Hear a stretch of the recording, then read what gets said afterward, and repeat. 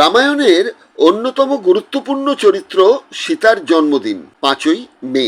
বাল্মীকি লিখেছেন বৈশাখ মাসের শুক্লা নবমী তিথি, অর্থাৎ 2025-এ যে দিনটি পড়েছে সেটি এই 5ই মে। অথচ যে হিন্দুত্ববাদীরা জয় শ্রীরাম ধ্বনিতে আকাশ বাতাস মুখরিত করেন, যে হিন্দুত্ববাদীরা হনুমান জয়ন্তীতে গদা ঘুরিয়ে তলোয়ার উঁচিয়ে পৌরসত্বের পরিচয় দেন, তারা এই সীতা জয়ন্তীতে কিন্তু নীরব। রামচন্দ্র যদি বিষ্ণুর অবতার হন, হনুমান যদি শিবের অবতার হন, সীতাও তো লক্ষ্মীর অবতার। তবে কেন হিন্দুত্ববাদীদের কাছে সীতা ব্রাত্য? এখন পর্যন্ত শুনলাম না যে সীতা জন্ম জয়ন্তীতে বিজেপি বা তাদের সহযোগী সংগঠনগুলি কোনো অনুষ্ঠানের আয়োজন করেছেন। রাজ্যের শাসক দলও নিজেদের হিন্দুত্বের প্রমাণ দিতে রাম ও হনুমান জয়ন্তী পালন করেছেন সাড়ম্বরে, তারাও কিন্তু নিশ্চুপ। তবে কি সীতা প্রত্যেকের কাছেই ব্রাত্য? সীতা সম্পর্কে কম বেশি দিগদর্শনের দর্শকেরা সবাই জানেন, তবুও একটু বিস্তারিত জানিয়ে রাখি। পুরাণ বলছে বৈকুণ্ঠের অধিপতি শ্রী বিষ্ণু নারদের অভিশাপে মানুষ হয়ে জন্ম নেন। স্ত্রী লক্ষ্মী কি করেন? তিনি তো আর বৈকুণ্ঠে একা একা থাকতে পারেন না, তিনিও তাই জন্ম নিলেন এই ধরাতলে। তবে সীতার জন্ম নিয়ে নানা মুনির নানা মত। মিথিলার জনক রাজা নাকি জমিতে লাঙল চালাতে গিয়ে মাটির নিচ থেকে খুঁজে পান। রাজা কেন চাষ করেন বা মাটির নিচে কি করে একটা ছোট্ট মেয়ে বেঁচে রইল, এসব প্রশ্ন কিন্তু তুলবেন না। আবার অদ্ভুত রামায়ণ বলছে সীতা নাকি রাবণ ও মন্দোদরীর কন্যা, ঘটনাচক্রে তাকে পৃথিবী দেবীর হাতে তুলে দিতে হয়। আবার কোথাও বলা হয়েছে অপ্সরা রম্ভা আকাশপথে যাচ্ছিলেন, রাবণের ভ্রাতুষ্পুত্র নলকুবেরের ডাকে তাকে ইন্দ্রিয় সুখ দিতে। রাবণের নাকি ইচ্ছে হয় রম্ভাকে দেখে। রম্ভা বলেন, এখনকার মতন ছেড়ে দিন, আমি কথা দিয়েছি আরেকজনকে, তিনি আপনার ভ্রাতুষ্পুত্র, ফেরার পথে বরঞ্চ আপনার বাসনা পূর্ণ করব। রাবণের কি আর তর্স হয়? ফলে রম্ভার ইচ্ছার বিরুদ্ধেই ধর্ষণ। ফলশ্রুতি রম্ভা নাকি গর্ভবতী হন। দাঁড়ান, আবার যেন প্রশ্ন করে বসবেন না রম্ভার এমন কত সন্তান ছিল। রম্ভা অভিশাপ দেন ধর্ষণে উৎপন্ন কন্যাই রাবণের মৃত্যুর কারণ হবে। একই গপ্প আছে আরেকটি, সেখানে রাবণ নাকি বেদবতী নামে এক কন্যাকে ধর্ষণ করেন, সেই বেদবতী পরজন্মে সীতা হয়ে নাকি বদলা নেন। এখানেই শেষ নয়, আনন্দ রামায়ণ বলছে রাজা পদ্মাক্ষের কন্যা পদ্মাই নাকি পরবর্তী জন্মে সীতা হয়ে জন্মান। যাই হোক, মোটামুটি বোঝা গেল সীতার জন্ম রহস্য। আর দিনটা ছিল এই বৈশাখী শুক্লা নবমী। লক্ষ্মী ঠাকুরুন কিন্তু স্বর্গসুখ ছেড়ে চলে এলেন মর্তলোকে, কারণ একটাই, স্বামীকে কাছে পাওয়া।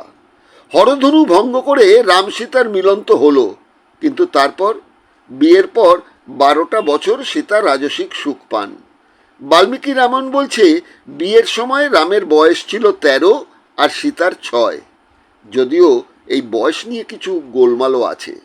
বাল্মীকি রামায়ণে বলা হয়েছে সীতা ছাড়াও একই দিনে জনক রাজার এবং জনক রাজার ভাইয়ের অন্য 3 কন্যারও বিয়ে হয়। প্রত্যেকেই যদি 1 বছরের ছোট হয় সীতার চেয়ে, তাহলে সবচেয়ে ছোট মেয়ে সুতকৃতির বয়স ছিল 3 বছর।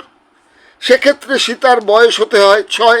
এই প্রতিবেদন সীতার বয়স নিয়ে নয়, সীতা কতটা অবহেলিত তাই নিয়ে। সীতা সম্পর্কে আমাদের ধারণাটা কি? স্বামী অনুরাগী, পতিব্রতা। অথচ সৎমা কৈকেয়ীকে রাম বলেছিলেন, আমি নিজের আনন্দের জন্য ভাই ভরতকে রাজ্য, প্রাণ, কাঙ্ক্ষিত বস্তু, ঐশ্বর্য, এমনকি সীতাকে পর্যন্ত দান করতে পারি। অথচ সীতা রামের সঙ্গে বনবাসে যাওয়ার সিদ্ধান্তেই অনড় ছিলেন। তাই বলেছিলেন, হে নরব্যাঘ্র, তোমাকে বাদ দিয়ে আমার স্বর্গেও রুচি নেই, তোমার বিরহে আমাকে প্রাণ ত্যাগ করতে হবে, তুমি পরিত্যাগ করলে আমার মৃত্যুই ভালো। আবার সীতাকে যখন রাবণ হরণ করতে আসেন, তখন রাবণকে ধিক্কার দিয়ে সীতা কি বলেন সেটা সুকুমারী ভট্টাচার্যের ভাষায় বলা যেতে পারে, তুমি রামের প্রিয় বধূকে চাইছো রাক্ষস, সাপের মুখ থেকে দাঁত নিতে চাইছো, কালকূট বিষ পান করে স্বস্তিতে চলে যেতে চাইছো, সূর্য চন্দ্রকে হাত দিয়ে হরণ করতে চাইছো, জ্বলন্ত আগুনকে বস্ত্র দিয়ে নিয়ে যেতে চাইছো? সীতার এই অহংকার স্বামী রামকে নিয়ে। অথচ রাবণ বধের পর অশোকবনে বহু দিনের অদর্শনে কাতর সীতা ছুটে এসে স্বামীর কুশল জিজ্ঞাসা করলেন। জবাবে রাম বললেন, যুদ্ধ করে যে জয়লাভ করেছি সেটা তোমার জন্য নয়, ন তদর্থং মায়াকৃত। এখানেই শেষ নয়। লঙ্কা বিজয়ের পর অশোকবন থেকে যখন সীতাকে রথে অযোধ্যায় নিয়ে আসছেন বিভীষণ, তখন রাম বিভীষণকে বললেন, রথে নয়, সীতাকে হাঁটিয়ে নিয়ে এসো, যাতে উৎসাহী প্রজারা দেখতে পায় তাদের দেশের রানীকে। সেই কিন্তু সীতার অপমানের শুরু। রাম আসলে কি দেখাতে চাইলেন? তিনি তার পৌরসত্ব, তার বীরত্ব দেখাতে চাইলেন, যে তিনি কি করে তার স্ত্রীকে উদ্ধার করে নিয়ে এলেন সেটা যেন অযোধ্যার জনগণ দেখেন। লক্ষণের বেগনাথের শক্তিশাল বানবিদ্ধ হওয়ার ঘটনাটা নিশ্চয়ই জানা আছে। সেই ঘটনায় বিলাপ করতে করতে রামচন্দ্র বলেন, মর্তলোকে খুঁজলে সীতার মতো নারী আরও পাওয়া যাবে, কিন্তু লক্ষণের মতন সচিব ও যোদ্ধা ভ্রাতা কোথাও পাওয়া যাবে না। বাল্মীকির রাম ফিরে দেখা, সুকুমারী ভট্টাচার্য, প্রকাশক ন্যাশনাল বুক এজেন্সি প্রাইভেট লিমিটেড, যা বাল্মীকি রামায়ণে আছে 6/49/4/6/101/15 সূক্তে। সীতার অপমান কিন্তু এখানেই শেষ নয়। আছে আছে, আরও আছে। সীতা যে কদিন জীবিত ছিলেন ততদিন কিন্তু অপমানিতই হয়ে গেছেন। অযোধ্যায় ফিরে আসার পর নাকি প্রজাদের মধ্যে সীতার সতীত্ব নিয়ে সন্দেহ দেখা দেয়। গুপ্তচরের মারফত সে সংবাদ এসে পৌঁছয় রাজা রামচন্দ্রের কাছে। প্রজাবৎসল রাজার কাছে নিজের বিবাহিতা স্ত্রীর চেয়ে অনেক বেশি গুরুত্ব প্রজার। তাই তিনি স্ত্রী ত্যাগের সিদ্ধান্ত নিয়ে নেন। কি বলেন সীতাকে? রাম বলেন, তোমার চরিত্র সন্দেহজনক, এই 10 দিক পড়ে আছে, যেখানে ইচ্ছে তুমি চলে যাও, আমি অনুমতি দিলাম তোমাকে। তোমাকে আমার আর প্রয়োজন নেই। কোনো সদ্বংশজাত তেজস্বী পুরুষ বন্ধুত্বের লোভে পরগৃহে বাস করেছে যে স্ত্রী, তাকে ফিরিয়ে নেবে? রাবণের কোলে বসে পরিক্লিষ্ট তার দৃষ্টিতে দৃষ্টা তুমি, তোমাকে গ্রহণ করে আমি আমার উজ্জ্বল বংশের গৌরব নষ্ট করব? যে জন্য যুদ্ধ জয় করেছি তা পেয়েছি। তোমার প্রতি আমার অভিলাষ নেই, যেখানে খুশি চলে যাও। তুমি বুদ্ধিমান, আমি তোমাকে বলছি, লক্ষণ, ভরত, শত্রুঘ্ন, সুগ্রীব বা বিভীষণ, এদের মধ্যে যাকে ইচ্ছে তাকেই মনোনীত করে নাও। তোমার মতন দিব্য রূপা মনোরমা নারীকে দেখে রাবণ নিজ গৃহে খুব বেশি দিন চুপচাপ সহ্য করেনি। বাল্মীকির রাম ফিরে দেখা, সুকুমারী ভট্টাচার্য, ন্যাশনাল বুক এজেন্সি প্রাইভেট লিমিটেড। সুকুমারী দেবী যা বাল্মীকির রামায়ণ থেকে উল্লেখ করেছেন 6/115/15/24 শ্লোক থেকে। লক্ষ্য করুন, রাম তার উজ্জ্বল বংশের কথা বলছেন, আর সীতাকে বলছেন রামের বদলে যে কাউকে বেছে নিতে। যাদের তিনি বেছে নিতে বলছেন তারা কিন্তু প্রত্যেকেই বিবাহিত। অর্থাৎ সীতা যদি কাউকে বেছেও নিতেন, তাহলেও তিনি তার হতেন অন্যতম, নন অতিরিক্ত স্ত্রী। অর্থাৎ সে যুগে বহু স্ত্রী প্রথা ছিল, আর সময়টা তো আদি সনাতন বৈদিক যুগ। রাম সীতাকে বলছেন রামের পরিবর্তে অন্য পুরুষ বেছে নিতে। হিন্দু ধর্মের রক্ষণশীল মানুষজন প্রচার করেন সনাতন ধর্মে নারীর নাকি অনেক সম্মান ছিল। অথচ গবেষক সুকুমারী ভট্টাচার্য বৈদিক যুগের নারীর অবস্থান কি ছিল সেই সম্পর্কে কি বলেছেন কিঙ্কর সিংহ তার ধর্ম ও নারী প্রাচীন ভারত গ্রন্থের প্রাচীন সাহিত্যে নারী নিন্দা প্রবন্ধে 59 নম্বর পৃষ্ঠায় উল্লেখ করেছেন। বারবার বলা হয়েছে নারীর সভায় যাওয়ার অধিকার নেই। মৈত্রায়নী সংহিতা 4/7/4 সূক্ত।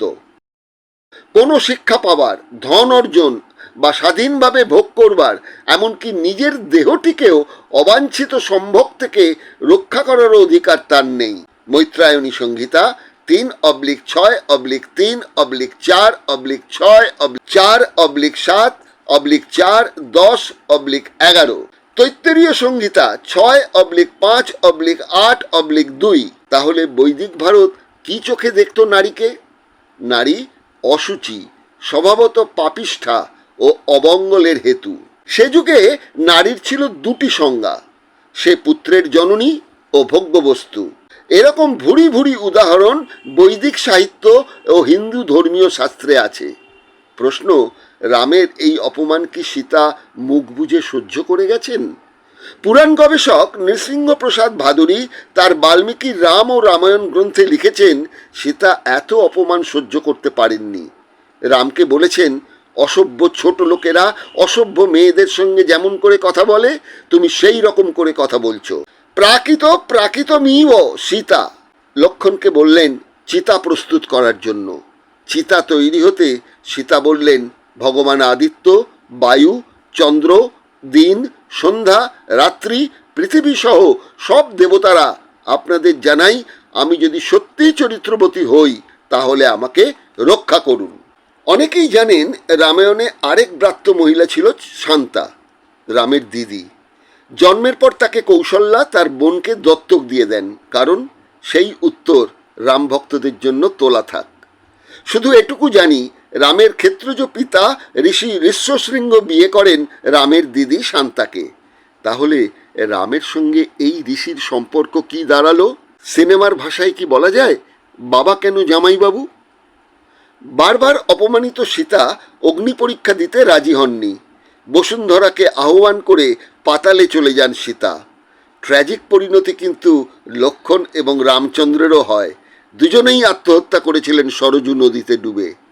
অবহেলিত ব্রাত্য চরিত্র সীতা, তাই রাম ভক্তরা সীতার জন্মদিন পালনে যে উৎসাহী হবেন না, এটাই তো স্বাভাবিক। রামায়ণে নারীর অবনমন স্পষ্টভাবেই তুলে ধরেছেন মহাকবি বাল্মীকি। পুরুষের সহস্র স্খলন আছে রামায়ণে, তার জন্য তাদের কোনো শাস্তি পেতে হয় না। কিন্তু নারীর সামান্যতম স্খলনও ক্ষমা করা হয় না। নারী একান্তভাবেই অন্তঃপুরচারিণী রামায়ণে। প্রাচীন ভারতের সেই ছিল সমাজচিত্র। পুরুষ যাই করুক, নারীর জন্য শুধু একটি মাত্র পুরুষ নির্দিষ্ট, তিনি তার স্বামী। সেই স্বামী যাই হোক, তার জন্য একনিষ্ঠ হতে হবে সেই নারীকে। স্বামী যখন তখন তার কাছে সুচিতা পরীক্ষা দাবি করতে পারে, কিন্তু সেই স্বামীর একনিষ্ঠতা নিয়ে সমাজের কোনো দাবি নেই। তাই মহাকাব্যেরও কোনো দায় নেই। পুরুষ বিবাহ বহির্ভূত শত নারী নিয়ে যা খুশি করতে পারে, কিছুতেই তার শুদ্ধতা নষ্ট হয় না। কিন্তু নারীর বেলায় ধর্মশাস্ত্র সমাজের অন্য রূপ। প্রাচীন ভারতের সমাজ ব্যবস্থার এই চিত্রই মহাকবি বাল্মীকি তুলে ধরেছেন মহাকাব্য রামায়ণে। এমন কথাই কিন্তু কঙ্কর সিংহ লিখেছেন তার ধর্ম ও নারী প্রাচীন ভারত গ্রন্থের 109 নম্বর পৃষ্ঠায়। সুতরাং সীতা জয়ন্তীতে রাম ভক্তরা যে বিশেষ উৎসাহ নেবেন না, এটা আর নতুন কিছু নয়।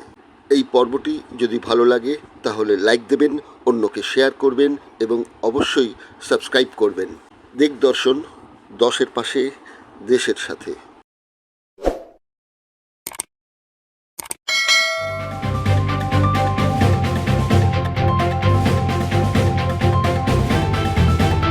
রংহীন সংবাদ আর অজানা তথ্যের জন্য দেখুন দিগদর্শন, 10-এর পাশে, দেশের সাথে।